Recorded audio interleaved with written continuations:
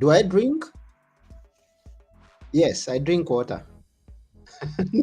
Nothing more than water. And I go to parties and people ask, hey, are you going to take a glass of wine? No, no, I'm okay with that. Alcohol is what we are going to talk about today. This is Now Tell Us. I'm your host, Anthony Morore. Together with us today, we're going to have a great person who's going to tell us her experiences and what she's doing about this very important debate about alcohol. There is fun without it. So, without taking one more minute, I'm going to ask you to come join me as we go to meet our guest today, who is none other than Lily Weis, or Really Wise, rather. So, here we go.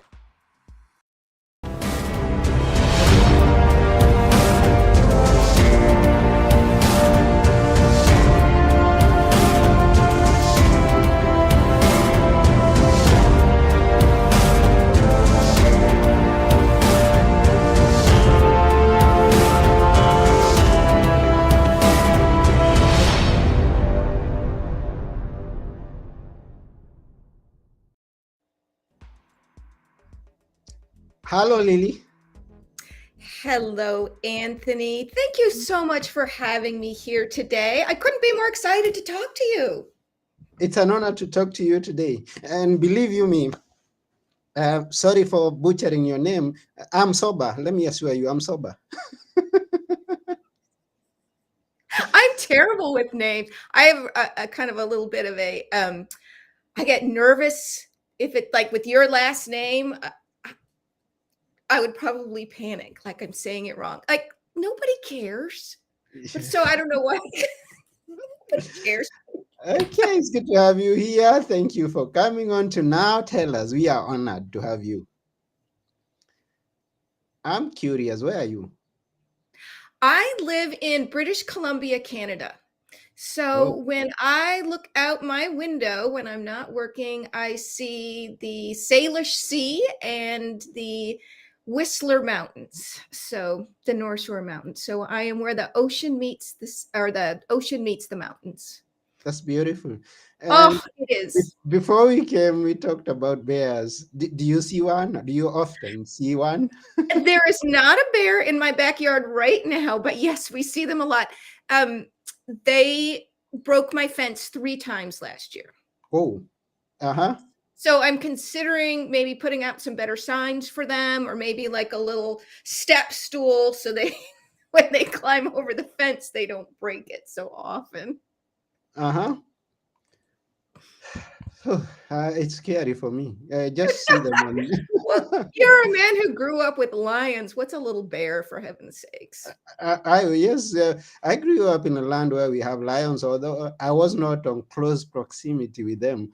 Okay. So, but anytime I'd want to go and see a live lion, it will only take me an hour or so to be there close to them through a Right. vehicle, not on foot, but by a vehicle. But they weren't in your backyard is what you're saying. Yeah, they weren't in our backyard.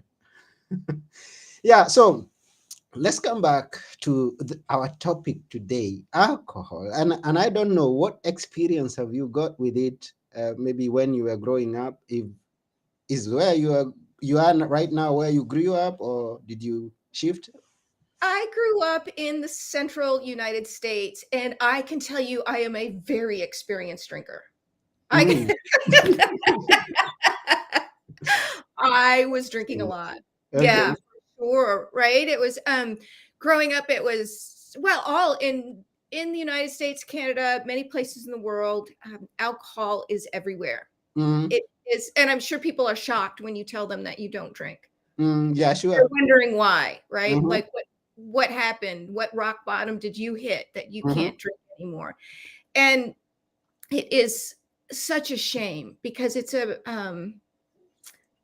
so it just briefly my story is that I was a very highly functioning, happy person, um, and just a social drinker like mm-hmm, everybody else. And what I believed was, as long as you drank responsibly, you would never get addicted. Mm-hmm. because it says right in you go to stores here and it says right there on the countertop, drink responsibly, or it says on the label of the bottle, Mm-hmm. drink responsibly. Mm-hmm. When I got into my middle 50s, I looked up one day and I realized all the adventure had been sucked out of my life. Like, Mm-hmm. instead of doing great fun stuff, I was in my living room watching Netflix, drinking a bottle of wine Mm-hmm. and thinking I'm not having fun, and also thinking if I don't drink, I'll never have fun again. Mm. And that is the belief for so many people. For you as a non-drinker, I'm sure this like got to be kind of kooky. Like, what do you mean you don't have fun? Because you probably have fun every day, Yeah. Uh-huh. right? But culturally speaking, where I'm coming from, adults believe that without alcohol, they're not going to have fun. Mm. And I believed that so completely. And when I realized, hey, this is too much, and I tried to stop, Anthony, I couldn't. You couldn't. Okay. And I'm not saying, like, people have a belief that someone who's addicted to alcohol looks like the person on the street who has lost their job and lost their family and is, just struggling to survive. That is a very small percentage of the Mm-hmm. people who have an addiction to alcohol. We call it alcohol use disorder, and Mm-hmm. it's a spectrum. And so that top 10%, the drinking champions, if you will, the people who do end up with completely destroyed lives, that's 10% of the people. Mm-hmm. The rest of us are just kind of in this gray area of we are we don't realize we're addicted because we never try to stop. Yeah. And I had a very happy marriage. I was working, I was exercising, still healthy, thankfully, because the alcohol was going to put me into an early grave. By all markers, I was a successful, happy person. Mm-hmm. But I knew I was drinking too much. And I also knew that when you go to stop something and you can't, that's That's tough. shocking. Yeah. Like, I don't know, where do you weigh in on sugar? Are you a sugar eater, or are you just a completely healthy person? I'm average. There are sometimes I would indulge, but not.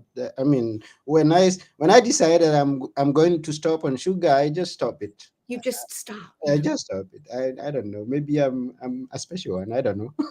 You are special just because Uh-huh. you're you, but you're also special because very few people can do that. Mm-hmm. The truth is that our bodies are designed to become addicted to things. Mm-hmm. Isn't that crazy? It's crazy. It's crazy. So what's going on in our bodies is that when we came up through evolution, we when we found something that was delicious and didn't kill us, we're walking through the woods and we see a berry and it looks delicious, so we eat it and we don't die. We Mm-hmm. get a hit of a brain chemical called dopamine. And that chemical goes, whoa, that was amazing. And Mm-hmm. so then the next time you see that berry, you're super excited to eat that again. Yeah. And you can see how through evolution, that's how our bodies are designed, so that we are drawn to the things that keep us alive. The problem with things like alcohol and sugar, gambling, video games, pornography, all of it is it hits our reward center where this dopamine is like rocket fuel. Mm-hmm. It is so much more than our bodies are designed to handle. So this system hits just like it should have with the raspberry or the berry that we found. Mm-hmm. It hits our brain and explodes, and you get this 20 minutes of like, whoa, party, this feels great, this is amazing. Mm-hmm. Then your brain says, oh my goodness, no, too much, had too much, this is too much excitement, and it wants to be in balance. And so it dumps 3 hours of chemicals that bring you down. That's your cortisol and your dynorphin and your adrenaline, all these things that make you not feel good. And then Mm. your body says, you know what? I don't feel good. Oh, I have an idea. I'll have another drink. Another one. And that's how your body chases its tail. Yeah. So the alcohol brings you to great excitement, it brings you down. And then it says the way to get back up is through that thing you just had. Mm. And this is why I say humans are designed to become addicted. Mm. Wouldn't I have loved to have known that as a kid? It would have been a beautiful thing to know as a kid. And for those who are listening and you're young, then you're lucky to be listening. If you are a parent and you're listening to this, it's important to know the importance. As we look at the dangers that really is going to highlight, and then we are going to find ways to help those who are already in it, and try to help those who are not in it and could end up in it. And now I discovered that you are certified alcohol freedom coach. Tell us about that. How did you arrive at that? When I was going on my alcohol freedom journey, I tried what everybody tries, which is willpower. Mm. And guess what doesn't work? Willpower is like a muscle. Mm-hmm. And yeah, you can build it up, you can make it stronger, but I don't care who you are, you can only do so many chin-ups and push-ups. Eventually that muscle will fail. Mm. And so so I would wake up in the morning, really about 3 o'clock in the morning, having had a bottle of wine the night before, with just so much shame. Just, I said I wasn't going to drink. What's wrong with me? I'm a Yeah. disciplined person. I'm a good person. I volunteer. When I say I'm going to do something, I do it. And so just the shame. And then in the morning, when I'd wake up again, I would say, today, that's it. I'm not drinking. And I would be so resolved. And then at 5 o'clock at night, about half the time, I would have a glass of wine in my hand. And I Mm. would think, what just happened? How is this possible? Once I knew what was happening, I could figure out, well, I would, in a program to teach me what was going on with my body. And once you know, oh, well, this is just a craving, that's just a cortisol dump, I can ignore it for 20 minutes and it's going to go away. Yeah. Or I can learn something like about what I'm thinking and I can change my thoughts. Mm-hmm. And so in that process, I started volunteering to help other people stop in the way that I had learned how to stop. And from that, had an opportunity to take a coaching course with This Naked Mind came up, and I grabbed it, man. I knew that was it. Like it's a calling, Mm-hmm. because I do not want anyone. It took me 6 years to go from recognizing I was drinking too much to stopping. 6 years. 6 years. Whoa. And I know. And that's 6 years of shame and willpower. And it was awful. And maybe I'd go 6 months without a drink, but it would always come back around. And I would Mm-hmm. think, why? Yeah. We have OG on TikTok. We have OG who says that he's currently 5 years on the journey of a lifetime. Sobriety and life has never been this good. There's Oh, literally true fun outside alcohol. That's what OG says. that is the truth, because what we believe is culturally, you need to have alcohol to have fun. Mm. I mean, when you watch a movie or in television commercials, in books, anytime there is a birth, death, wedding, funeral, lose a job, get a job, your girlfriend breaks up with her partner, what do? You bring over a bottle of wine. Mm. Your girlfriend gets a partner, what do? You bring over a bottle of wine. We've Yeah. baked it in. And because of the nature of alcohol, it's not our fault, but it Mhm. is our responsibility. Like, Mm. nobody's going to fix that for me. And what I feel like my responsibility is to let people know that it's not your fault, but it is your responsibility. And the old model of thinking was you're going to have to fight this your whole life, and you're going to have to struggle, and you're going to have to go to meetings every day, and there's going to be relapses if you don't. And I'm here to tell you, you can just walk away with joy in your heart. It's possible. It's possible. Yeah, it's work.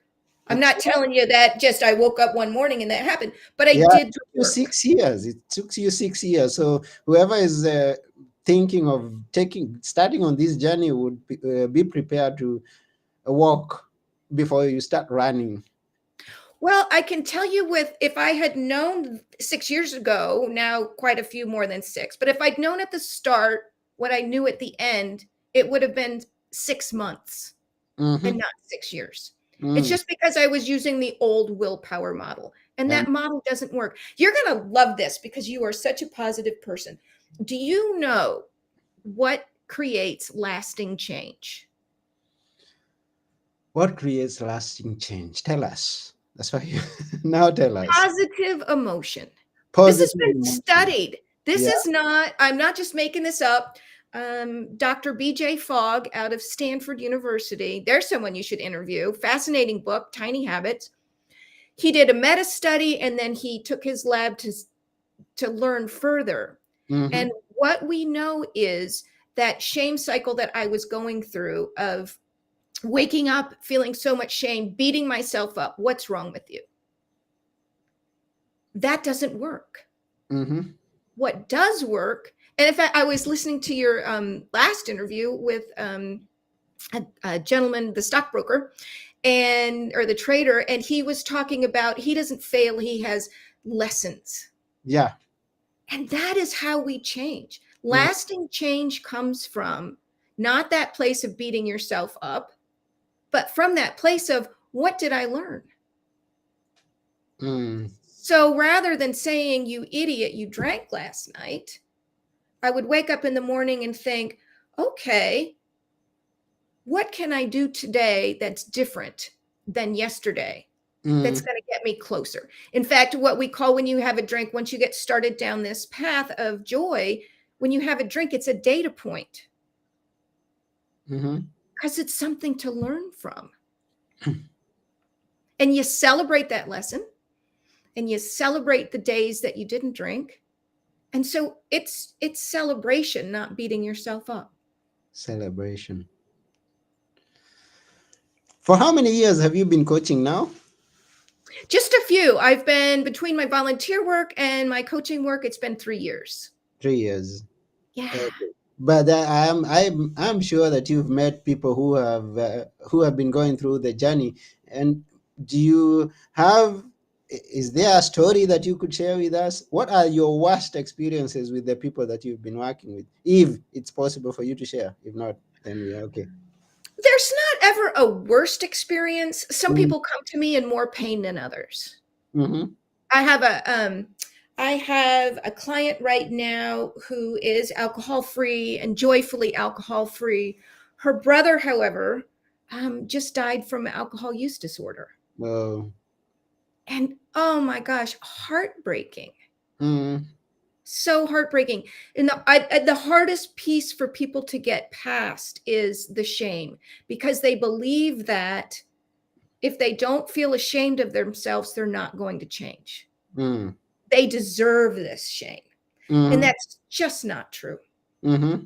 That is not true. What they deserve is that the cure for that shame is curiosity. Mm. Instead of what's wrong with you, what's wrong with me? Right? Can it just in the inflection of my voice, can you hear the difference? Like, Yeah, there's a oh, difference. There's a difference. right? One of Mm. them's beating yourself up and you're never going to get past that. And one of them is like, huh, what is really wrong with me? So yeah, Then people come to me in a lot of pain. Some people are drinking a few glasses of wine a night and they want to stop and they're struggling with that. Other people start drinking early in the morning and they want to stop with that.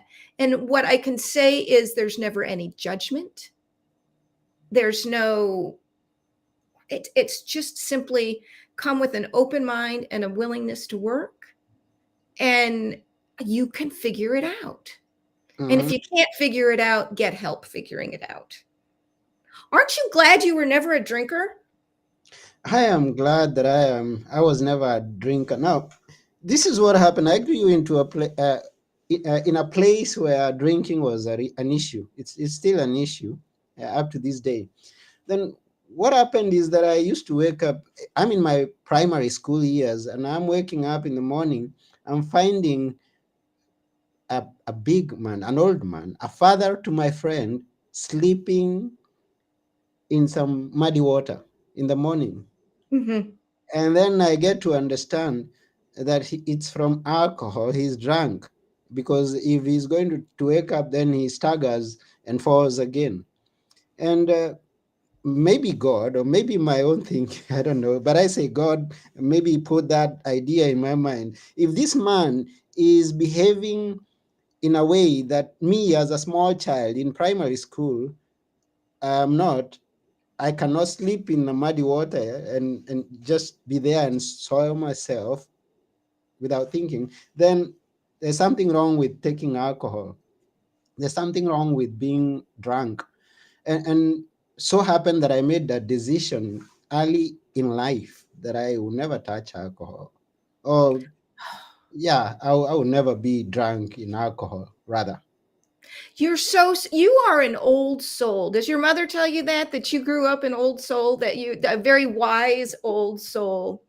Um, that's so beautiful. I think that what we hear culturally is Hmm. that the problem isn't with the alcohol, the problem is with that man. Mm, What I grew up believing was if somebody was that man, if you were that person in the muddy water, hmm. it's that they were weak or they were immoral Yeah. or they didn't care about their families. Hmm. And what the truth is that poor man probably believed the same things that I did, and that it wasn't the alcohol. It's the person. And it's not the person, it's the alcohol. And that's why you are so brilliant. Mm. Thank you for that. Now, I'm asking now for there's also this idea, and this is something that we talk about here on this episode now and again. It depends with who you associate with. So, for those who are listening, can you maybe tell us what part it played in you getting started on alcohol? And I mean, you might have given us some tips, some idea of how it did happen, but maybe more details of what drove you into starting and what you have observed that drives many people into starting. No, that's the initial stage. What we do know is that the earlier you start, the more likely you're going to end up with alcohol use disorder, to be on that spectrum. Mm-hmm. In my family, it was normal to drink every single day. When my dad got home from work, he had a scotch, and my mother had a scotch with him. Mm-hmm. And that's just how it was. And I believed that was how we relax, is with alcohol at the end of a busy day. Mm-hmm. That's what adulting is. So I thought drinking was cool, and so I started drinking when I was 13 years old. We Mm. were I don't even know how we got it. It was completely illegal. Goodness gracious! And at 16, we were drinking and driving. Can you imagine? Wow. I know your eyes are going to pop out of your head. Uh-huh. Yeah, we'd go out in the cornfields of Illinois, and we would get a kegger of beer, and we'd have a big party out and pour some poor farmer's corn. He broke all his corn down. The police would come. I don't know. It was a mess. And then in college, drinking, not during the semesters, but drinking on my off time. And then I took a long break of really not drinking very much. And when I had a little, um, things went upside down in my life personally Mm-hmm. in my 40s. And I thought, well, I'll just have a drink and that'll make it easier. Mm. And that's where it went south. That is where the problem really started. Because once you start using alcohol to solve a problem, Mm. now you're going to get in trouble. Mm-hmm. But some of my clients, their parents never drank, Mm, and they still ended up with alcohol use disorder. I mean, if you are a human being and you drink alcohol, you can get addicted. mm. It's just that simple. It's simple. Yeah, thank you for sharing that. Hey, BKN on TikTok, I see you. And everyone else who's watching, thank you for that comment, BKN. And we appreciate your presence, you who is watching. And also, if you are watching the recorded version of this, we appreciate you taking your time and watching it. And please remember to share with your friends. It could be helpful to someone who is going through this or who may watch this and decide never to touch alcohol or never to get drunk if they, but then the best thing would be never to, in Hey, my own opinion. you're a wise man. I don't have any judgment for anybody.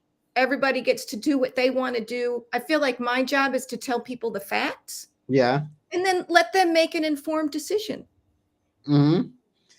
Yeah, true. And now tell us all the best tips that you would give to someone, maybe those who are in it, they want to get out, and or maybe start at if you have a list of 1 2 3 for those who are not in it, how to stop, and a list of 1 2 3 of at least uh, of someone who's already in it and wants to get out and is not finding a way how to, then that will be very great.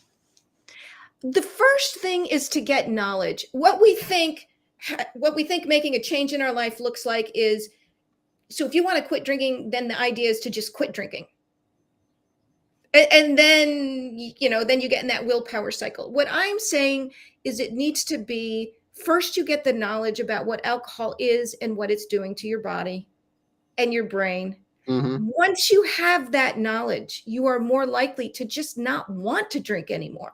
Mm-hmm. I i don't want to drink anymore. It's not that I'm pushing against it or I'm worried I'm going to relapse. I don't want it. Mm-hmm.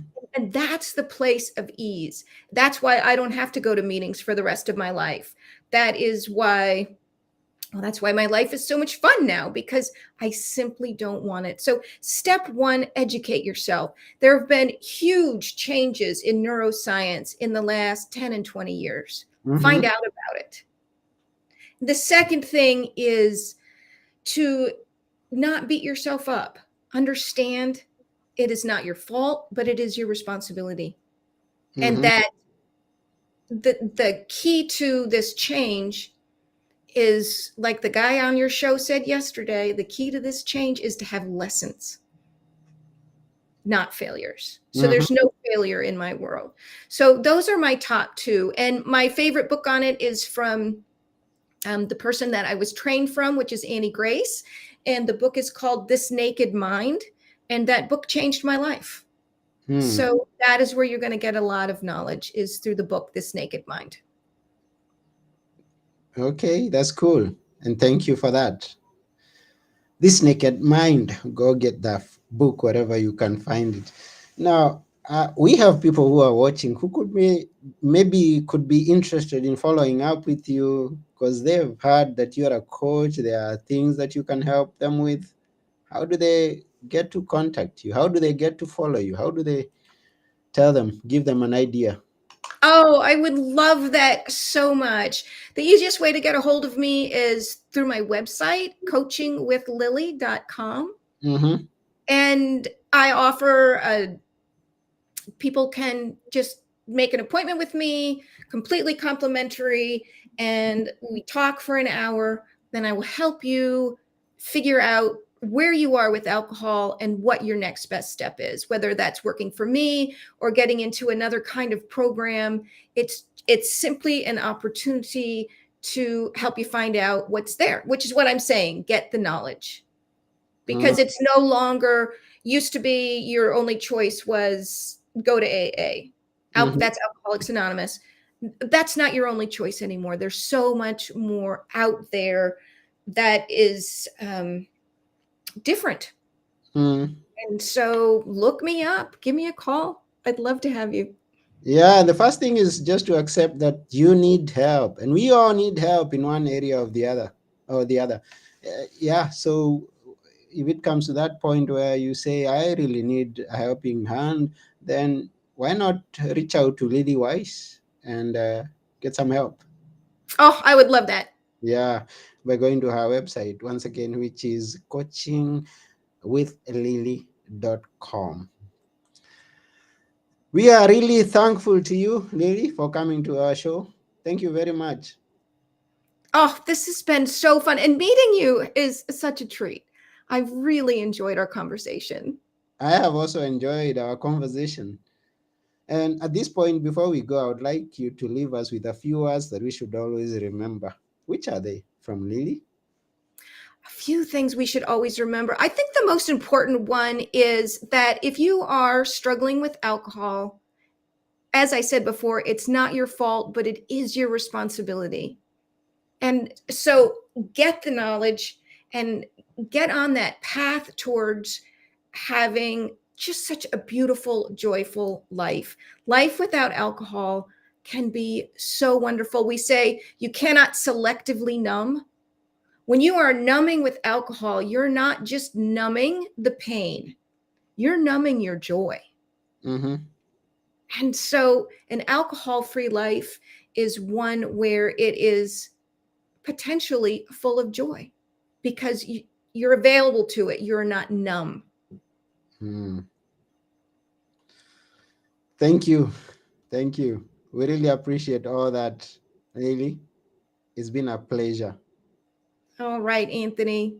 Yes, get the knowledge and get the help if it needs to be. So that's about it. This has been Now Tell Us. I've been your host, Anthony Morore. And together with our guest today, Lily Weiss, we are saying stay sober. Stay sober. I'm saying have fun. And you still have fun anyway. And you'll still have fun. Yeah, let's Yeah, stick to the fun part about it. yeah, the fun part. Yeah. Yeah, bye for now. Bye. Bye for now. Thank you.